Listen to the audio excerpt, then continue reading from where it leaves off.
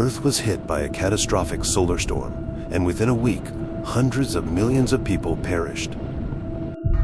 The planet was in chaos, with its infrastructure severely damaged and its skies darkened by the aftermath. Those who could afford it began evacuating to Mars, the Moon, and massive man-made space carriers. Governments established a lottery system to send common citizens to Mars, but only a fraction could be saved. Gene, a 12-year-old boy living in an orphan shelter, harbored dreams of becoming a space explorer. He watched with longing as spaceships carrying the fortunate few ascended to the stars. His heart sank when he learned his chance to leave Earth would not come until a couple of years. Gene decided he couldn't wait that long. He had to take matters into his own hands.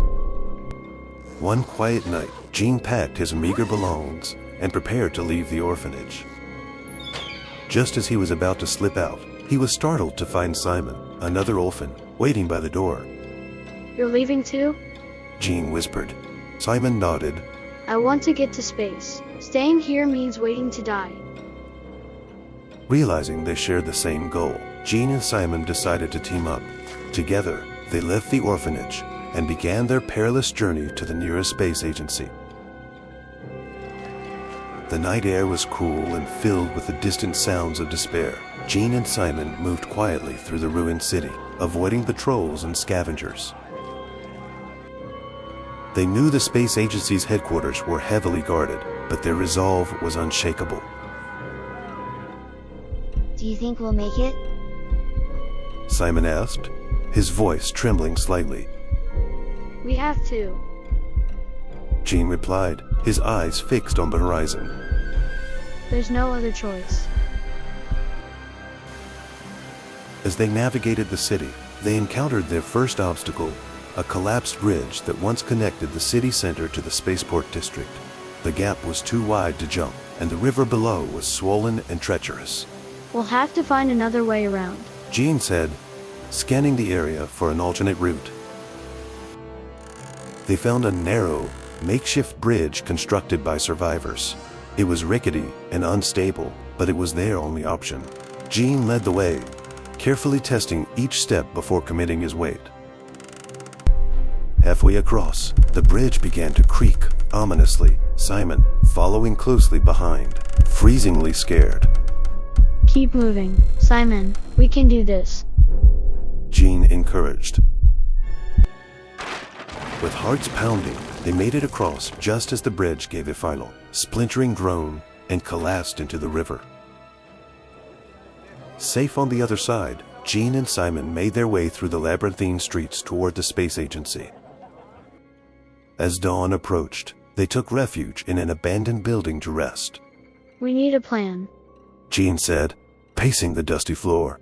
We can't just walk in and expect to find a way to Mars. Simon, rifling through some old newspapers, and looked up. There's a network of people helping others get off Earth. Maybe we can find them. Intrigued, Gene asked. Where do we start? Simon showed him a flyer advertising a meeting point for those seeking passage off-world. It was in the old subway tunnels beneath the city. That evening, they descended into the subway system. The tunnels were dark and eerie, filled with the echoes of dripping water and distant footsteps. Guided by the faint glow of their flashlight, they navigated the underground maze. Eventually, they stumbled upon a hidden enclave where a group of people huddled around makeshift campfires. The leader, a stern but kind woman named Dr. Elena Vasquez, listening to their story.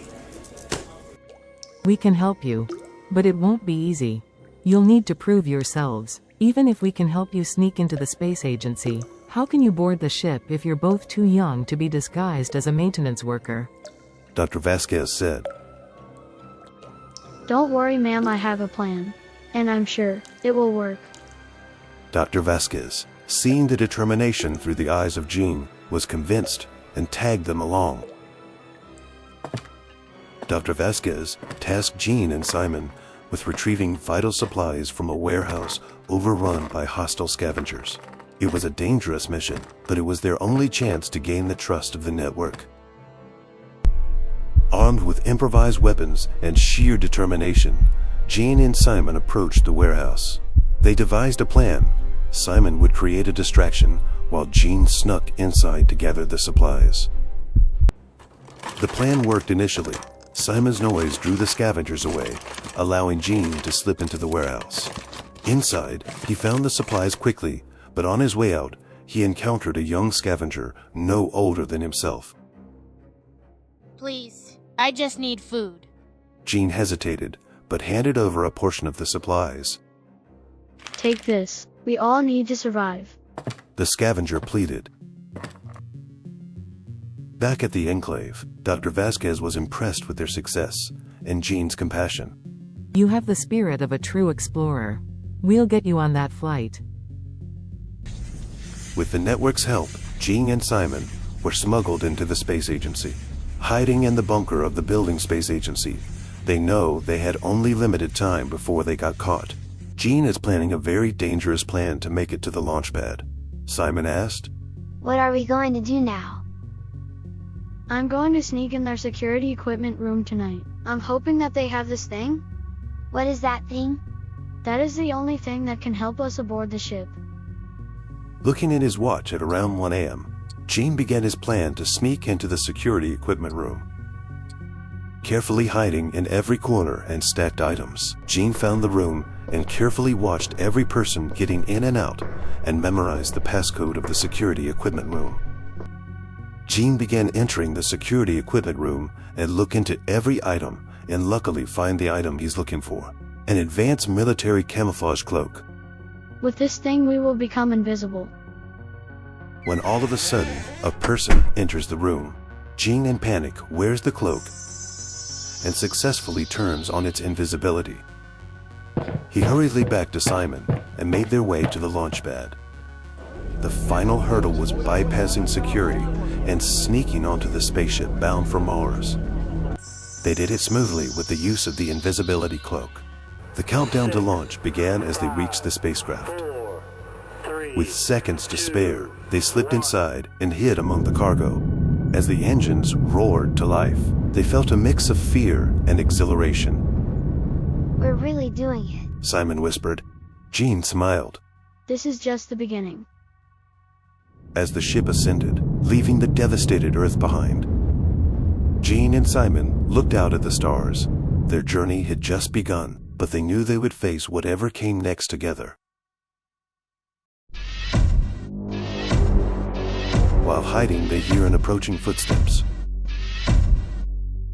When suddenly appear in front of them a robotic guard dog